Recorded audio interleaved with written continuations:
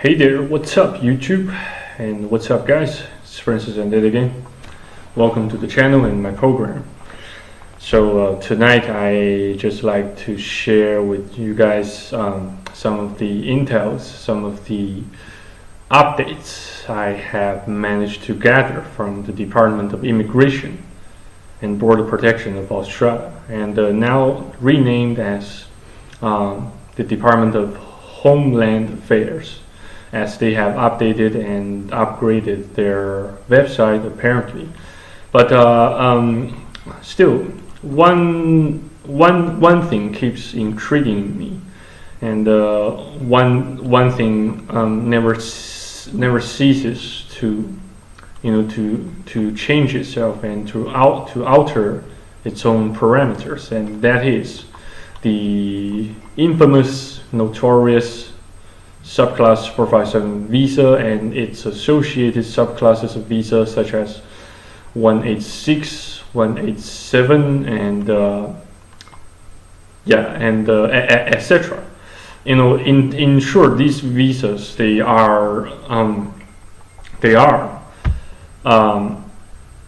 have to first get sponsorship from an employer located in Australia, and you basically need three elements to make a successful visa grant happen.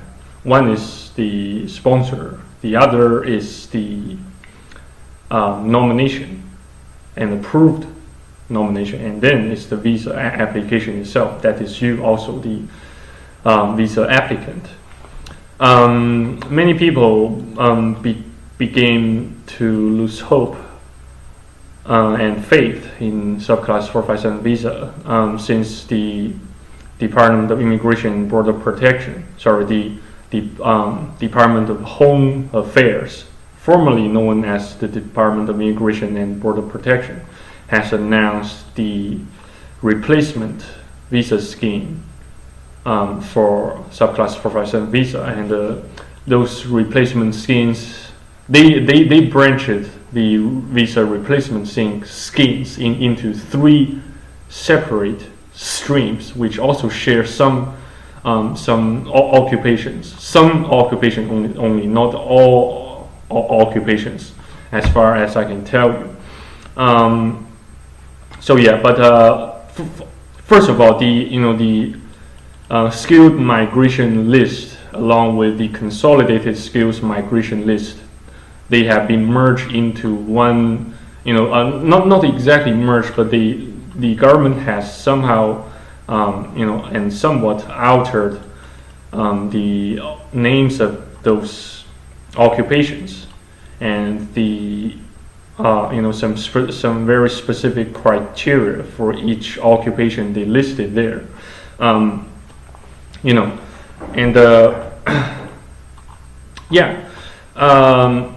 For some occupations, especially systems administrator and web administrator, web developer, those the department has altered these occupations into short-term shortage of skills list, which means you only get 2 years of visa, and you only get one chance to renew it on shore, and then you will have to depart from Australia without the future potential or the rights to actually apply for PR, apply for the permanent visa via the conventional transition stream. So that's the in fact that's the only thing we should be worrying about. We just need to pick those occupations which still fall into the category of medium to long-term shortage of skills list, such as let me see here, such as Yeah, such as the ICT business analyst and managing director. They still occupy the medium to long term shortage of skill list. Yeah, so in fact I am applying for 457 visa in the name of in the name of the occupation of ICT business systems or ICT business analyst. That is pretty much, yeah. And when I look at the when I look at the their online application forms, when I in fact I spent around half of today's afternoon to inspecting and reading through and trying to fill in some of the blanks of the this online application form for 457 visa, and and the lots of other process such as sponsorship and nomination. In fact, they don't these forms, they actually requires a lot, I'd say a lot less information to be filled there. I don't see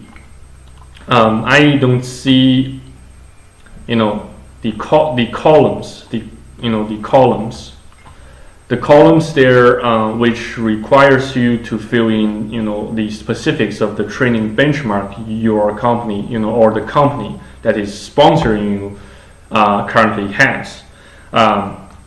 What those conventionally and previously, we know that 457 visa, in order to pass through or to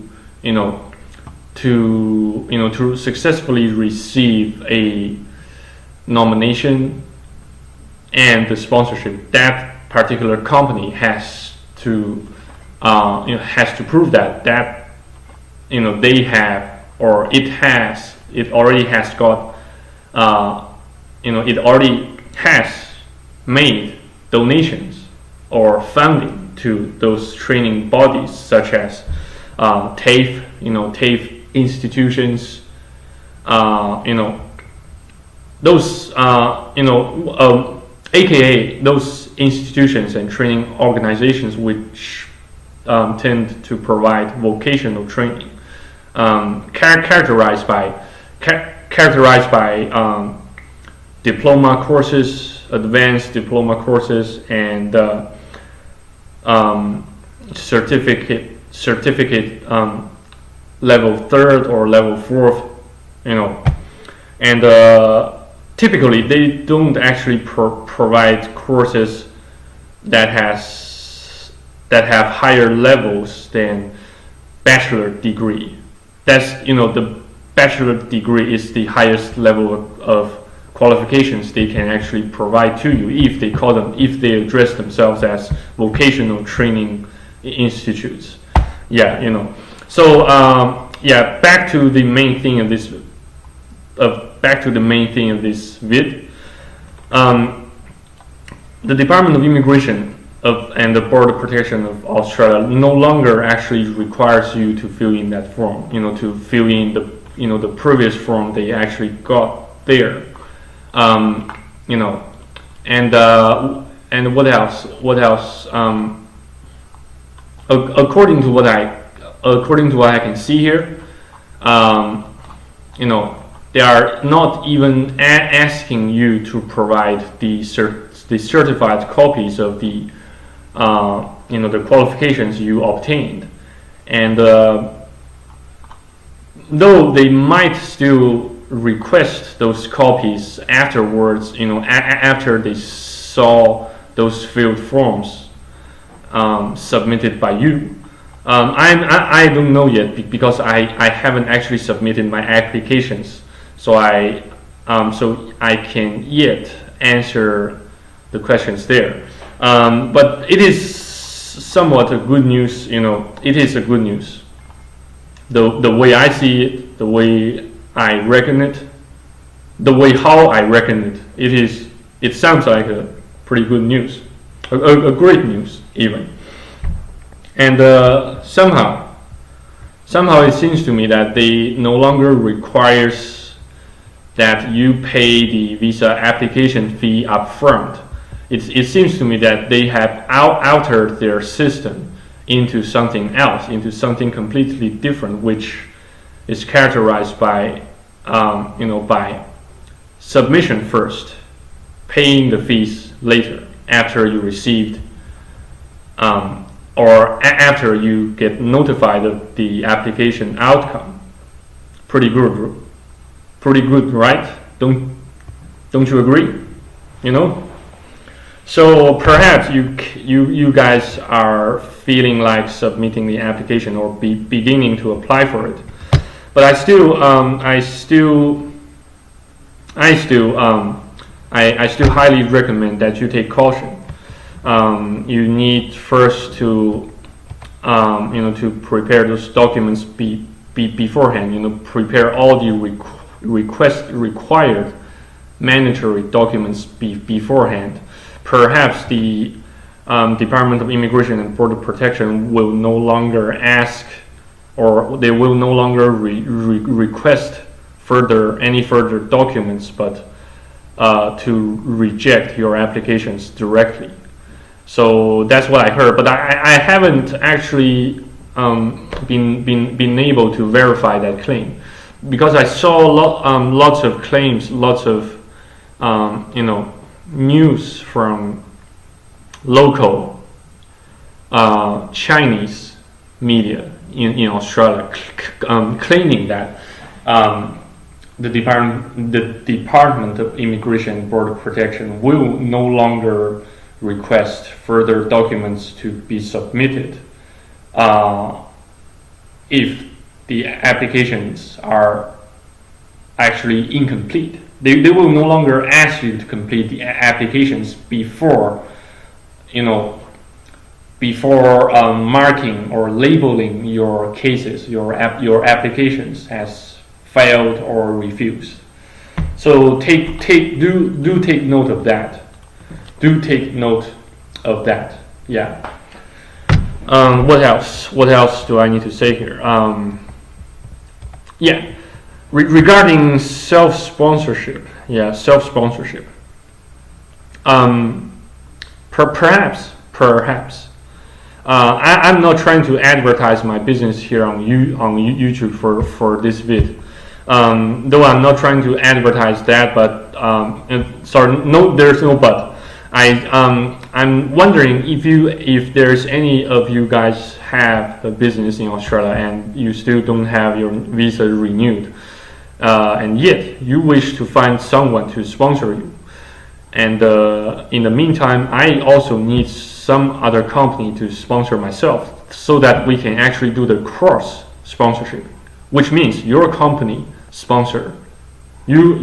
will be sponsoring me, and my company will be sponsoring you to get the visa.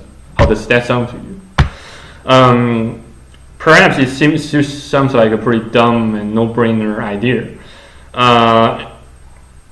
Even if we manage to get that done, if we don't meet the financial requirement, the financial turnover requirement, it can still fail. It will certainly fail.